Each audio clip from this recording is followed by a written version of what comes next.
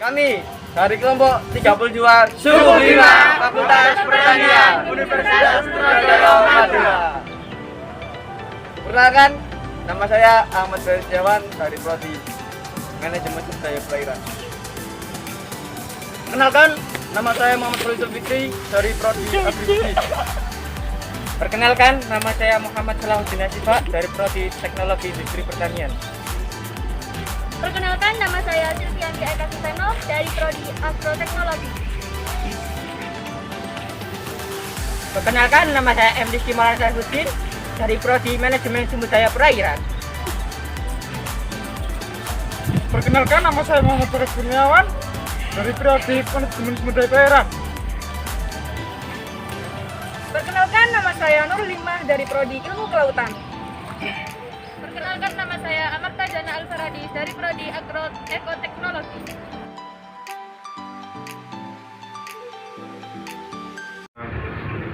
Kalau apa? Kita kan harus menggunakan yang musuh alami itu kan makanannya tuh kayak tomcat, apa? Seperti apa? Yang laba-laba itu kan ikan itu kan membantu petani itu.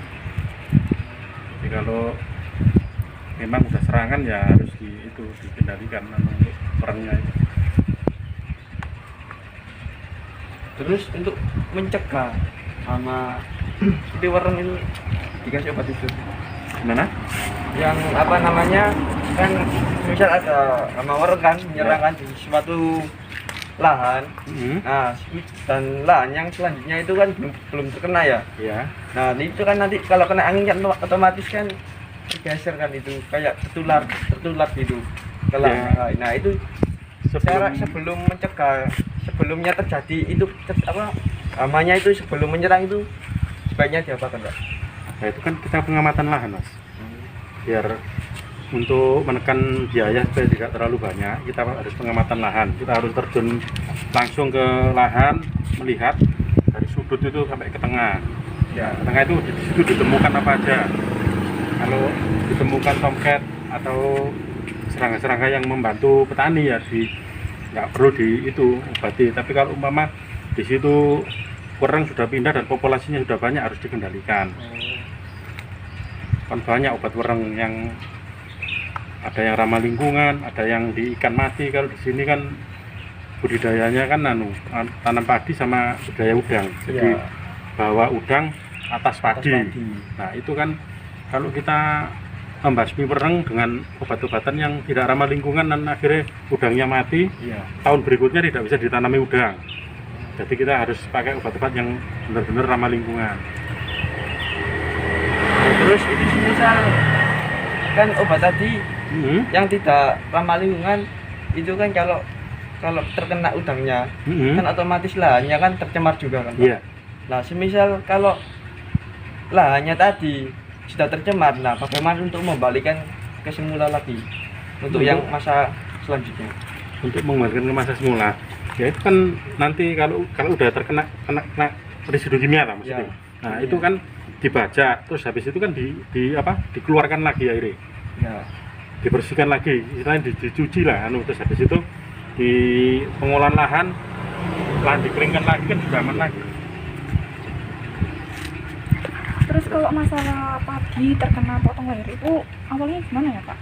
Nah, itu awalnya itu kan begini, Pak. Padi itu ditandai dengan bercak kuning-kuning gitu ya. Nah, itu kan jamur. Nah, itu untuk pengendaliannya itu kan mestinya kan pakai obat-obat fungisida itu. Fungisida kan dari berbagai merek kan banyak juga. Nah, itu kan cara mengendalikan juga begitu aja. Terus kalau pencegahannya sebelum itu kan pengeringan lahan, terus pemupukan yang tidak terlalu banyak N-nya itu kan juga berpengaruh juga. Tapi kalau penggunaan N terlalu banyak karena di sini kan sawah tambak, jadi itu rawan terhadap jamur biasanya lahan-lahan yang semacam itu tuh. Jadi kita harus mengurangi N-nya itu kayak urea itu loh. Harus kurangi itu. Terus dengan pemupukan yang berimbang itu. Biasanya untuk takaran orenya itu berapa ya? Orenya. urea. Iya. Untuk per hektar itu biasanya itu kan di sini kan tidak terlalu banyak mas. Karena apa? Karena kan bekas sawah, bekas tambak. Jadi untuk anu itu biasanya tuh 1 hektar itu tidak lebih dari 4 kuintal. Nah, 4 kuintal itu dibagi 2 kali aplikasi. Di 2 kintal. 2 kintal aplikasi pertama dan kedua di 30 hari. Yang pertama itu 15 hari itu urea plus SP. SP 36. Nah, SP 36 berarti urea itu bisa 1 kintal, terus SP ini 1 kintal, jadi kan 2 kintal. Terus nanti pemupukan kedua kita pakai Ponska saja, Oh, iya. NPK. Iya. Ini penggunaan ini terlalu banyak, ya itu tadi apa? Bisa merusak. Bisa merusak anu tadi, keluar jamur atau anu itu anu kan daunnya terlalu subur lebat itu kan juga rawan itu anu penyakit. Ya terus untuk yang semisal padi pas waktu tanam itu semisal tumbuhnya si 3 minggu udah segini lah.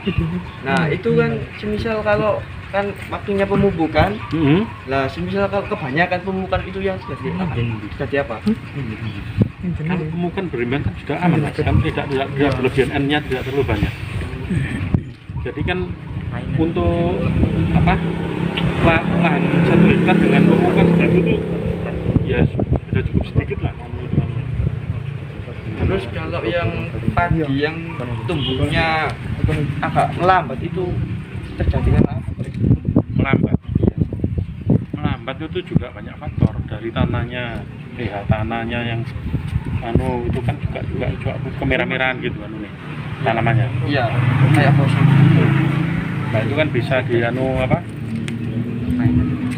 Kayak kapur pertanian itu dimasukkan, terus apa dikasih apa zat NS4 ya itu kan bisa baik lagi.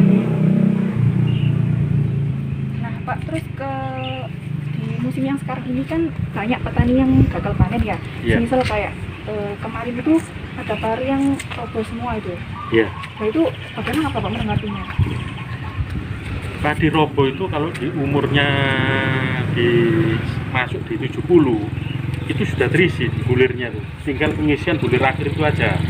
Nah itu ya cuma cara panennya aja yang biasanya itu kita bisa menekan biaya dengan dipanen pakai alat, pakai kombi, jadi pakai manual, pakai tenaga itu. Nah, itu yang biayanya itu yang luar biasa kan dari situ. Pakai tenaga buruh itu Pak?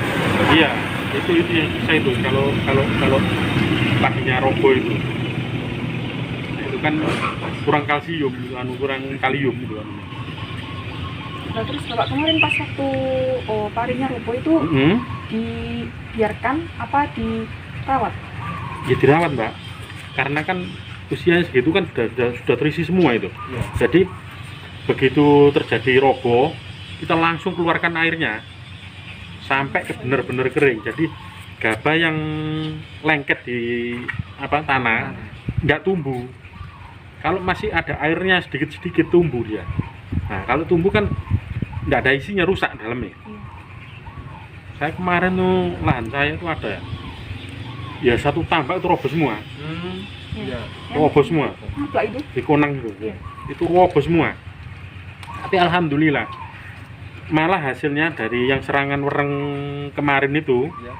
itu masih ada selisih tambah 2 ton 8 kintal kalau nggak salah, anak-anak laporan kemarin itu masih selisih itu daripada yang serangan wereng kemarin itu. Iya. Jadi hasilnya dapat lebih banyak.